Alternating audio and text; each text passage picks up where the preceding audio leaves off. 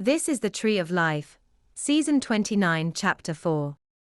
In this episode, we will be talking about how the distance from consensus reflects conflicting priority in reverse substitution and potentially multiplicitous structures. As we saw from the last episode, hierarchically induced spatial intersections produce phase flips in a single digital structure. As we saw in much earlier episodes, priority is established within single digital structures through preferential expectation matching, where impulse 1 is affirmed for one person and not impulse 1 for the other.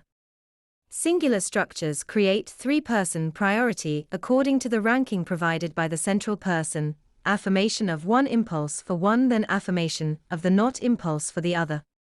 When a singular digital structure provides the hierarchy, the interaction occurs at one step from consensus, or prior to the categorization stage in the dialectical degeneration. However, at two steps from consensus, two digital structures with reversed priority, that is contradictory structures, can exist together describing the interaction. Thus, within a substitution event at two steps from consensus, we have a bifurcation of perception.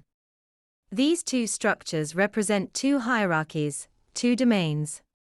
The reversed priority of these two hierarchies can be interpreted as a non-rigid hierarchy, whereby one priority supersedes the other, producing a phase flip in an affirmational rhythm and the compelling of acquiescence. In this case, the compulsion occurs prior to the generalization stage. Through the compelling of acquiescence and the phase flip, these two possible digital structures become a single structure with preferential expectation matching and thereby priority. In other words, the distance from consensus reflects the multiplicity of possible digital structures with distinct priority describing the subject. These distinct digital structures reflect distinct hierarchies, or domains such that one domain supersedes the others, producing a phase flip in which the priority of that one structure supersedes all others. In the compelling of acquiescence, we see thus the resolution of conflicts in the flow of consciousness from vessel to vessel according to given priorities. These conflicts also ensure an individual's thoughts stay within a certain bound of consensus. That's the end of the podcast for today.